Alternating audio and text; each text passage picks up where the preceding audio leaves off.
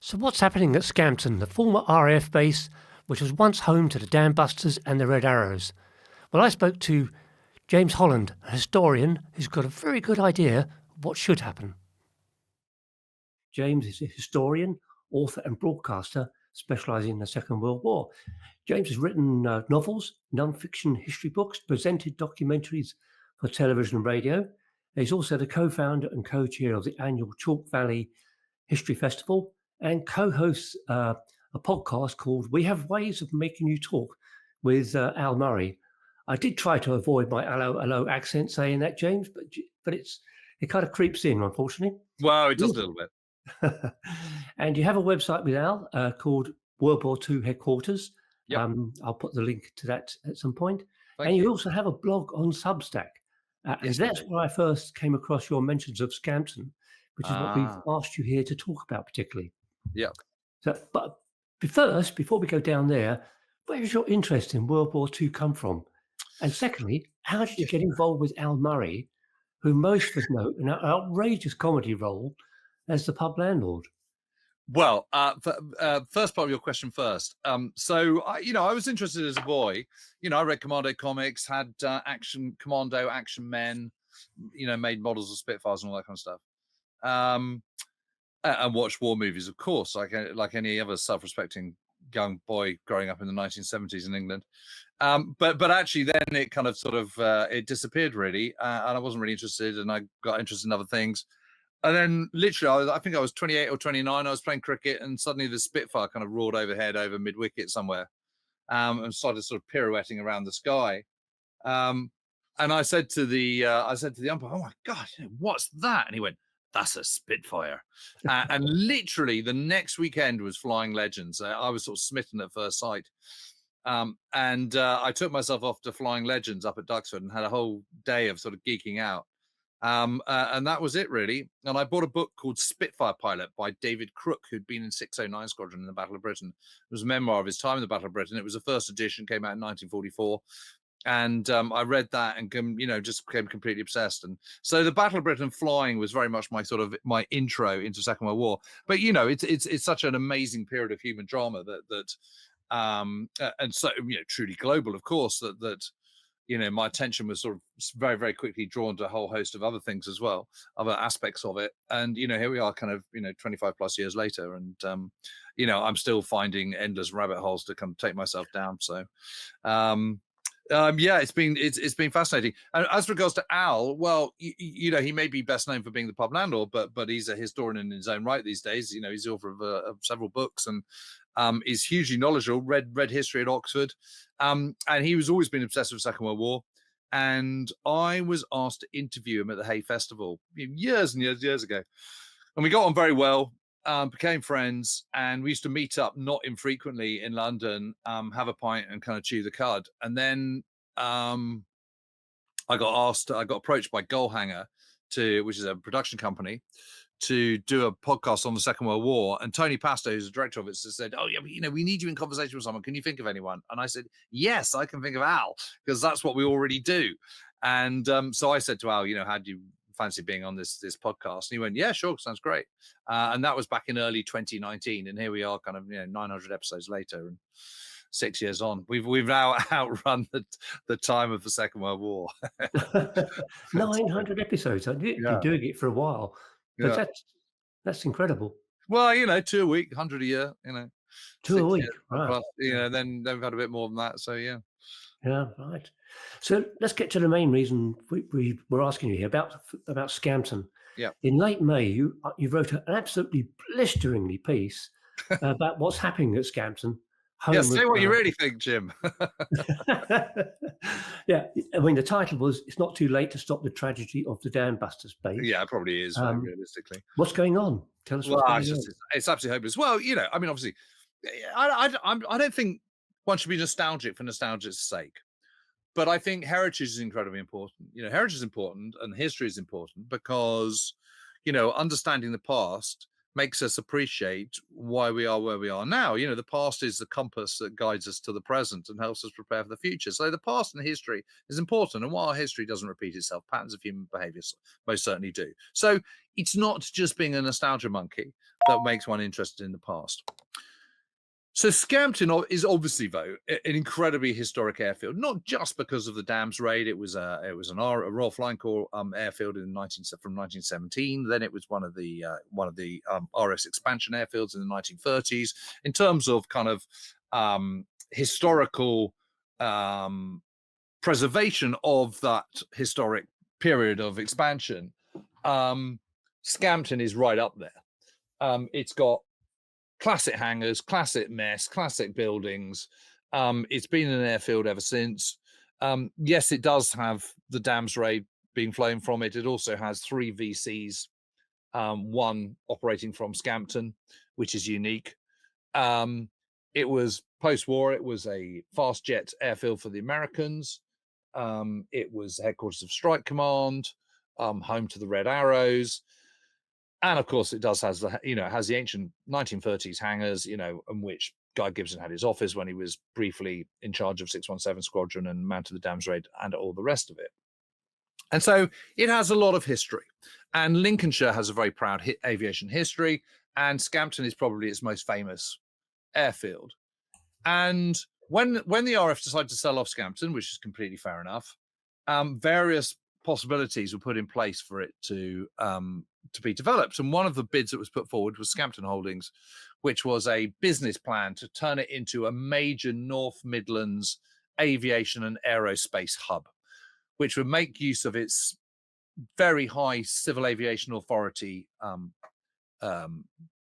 flying permissions that it has, restoring the officers' mess, turning that into a hotel, making the most of the existing infrastructure, keeping it as an airfield and as a runway, and enhancing and taking forward its long aviation history into a new generation. It would also bring huge amounts of investment to the area. It was a levelling up scheme in a county which is one of the poorest in the UK, and which, after all, 75% of the population voted for Brexit there, on a sort of largely anti-immigration ticket, it has to be said. And so when the last government, the Conservative government, decided to knock that on its head, even though literally everyone in Lincolnshire was behind it, including the local East Lindsey District Council, including Lincoln University, etc., etc., etc., everyone was behind this plan. When the Conservative government decided to turn it into an asylum centre for illegal immigrants, that didn't go down terribly well. And putting lots of shipping containers onto the hard standing, which would degrade the hard standing, was obviously also not a good idea, particularly since the Tories have been banging on and on and on about levelling up every 2 minutes. And here was a levelling up scheme that was going to benefit everyone, benefit a poor county, have huge opportunities for further expansion, enhance our aviation and aeronautical business in this country, all of which would be good as our enemies grow around the world, and not least from Putin's Russia. All of this is good thing. So to then put 150 illegal immigrants on there instead just seemed absolutely insane, when the Conservatives could have had a completely free big tick in their levelling up box, which would have cost them absolutely nothing whatsoever.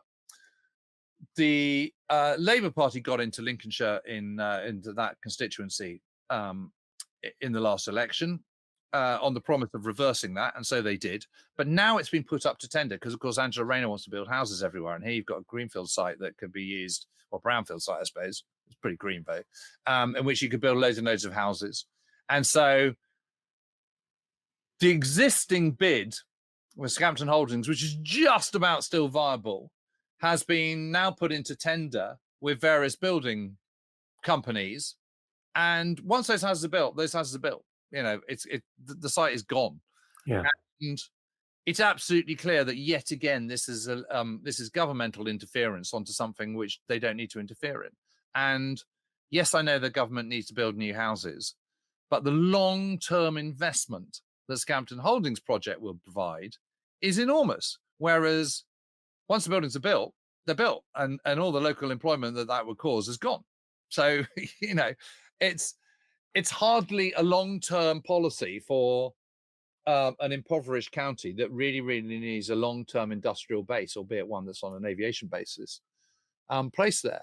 And it just seems bonkers. You've got a fantastic plan which is going to safeguard jobs, which is going to bring huge amounts of investment into the nation, which is going to be good for the wider nation's defense industry, which is going to be a high aviation aerospace tech powerhouse, and which is going to secure long-term investment for a particularly poor county.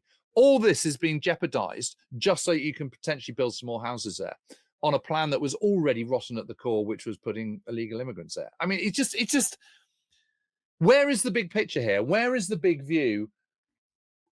Why are people in Parliament so incredibly blinkered and shallow-minded about this? It just makes no sense whatsoever to me. Well, my experience of politicians is probably similar to yours, is that they're all chasing a particular personal vision or a party vision.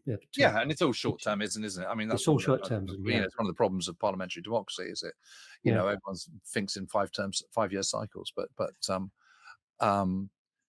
what we need is people who are going to think big and think long-term. That's how we're going to get ourselves out of the kind of economic mire in which the country finds itself at the moment. And frankly, using the defense industry to boost the economy is both viable and practicable, and makes incredibly good sense long-term, because boy, do we need to up our game. Yeah. I understand there was one particular point I think you mentioned, which is about Guy Gibson's office having been stripped. And it was stripped by the Defence Infrastructure Organisation, and where it's all gone, no one's prepared to tell us. So it might have been chucked in a skip, it might be in a storage, it might be sold on eBay. Who knows? I mean, it's just, they won't say. You ask them about it, no answer. I'm hardly the most influential person on the planet, but I have a small voice. I can't get anywhere. I mean, I can write a piece on Substack or kind of moan about it on radio or whatever, or I can send a letter to the Home Secretary with 45 signatures of some of the greatest historians in this country. Absolutely no difference whatsoever.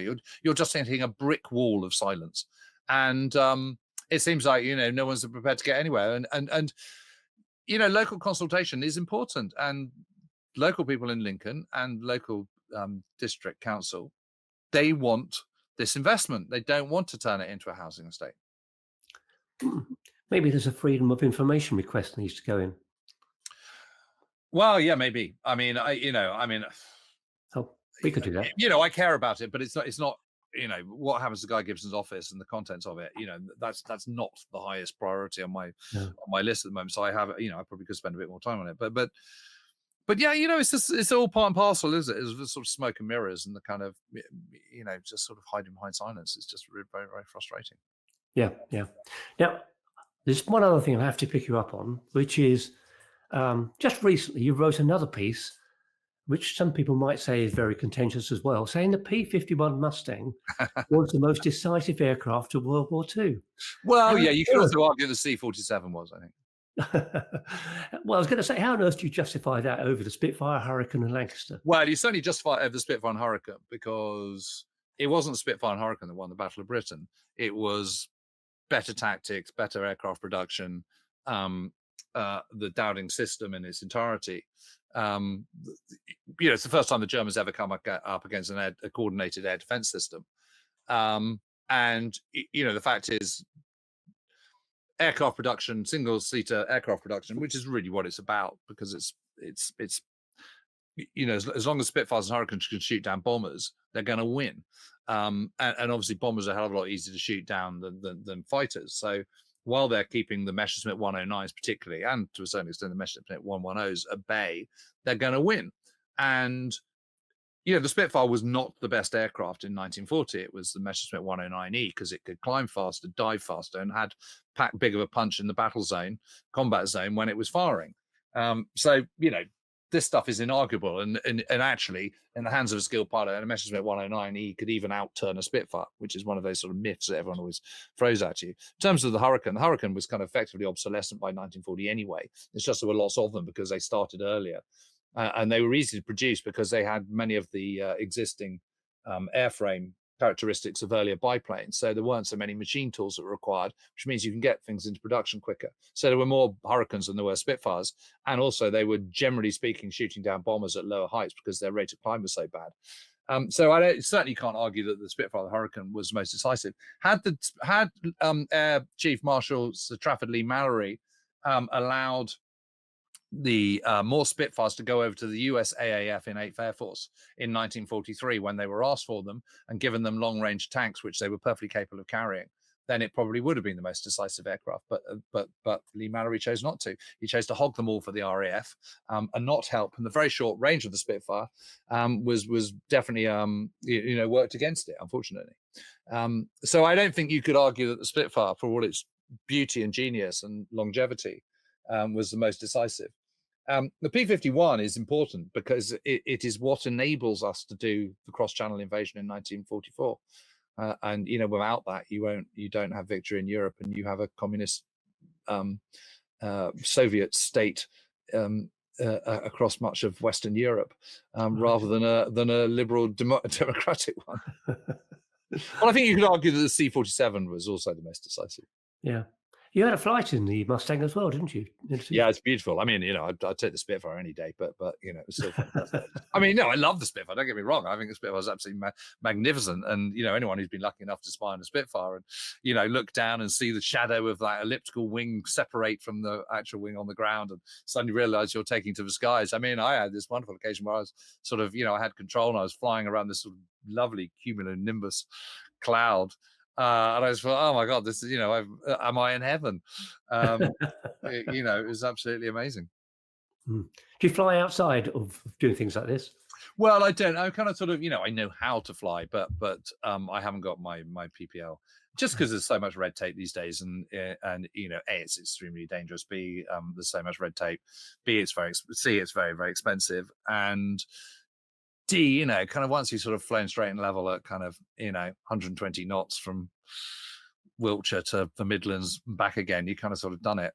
What was really fun, if I could fly a Spitfire or Mustang every day, then it'd be a different kettle of fish. Well, I suspect it would. Right. Well, James, thanks so much for your time. Oh no, my pleasure. That was excellent. Thank you very much. Thank you for getting me on. Nice to see you. Good to see you.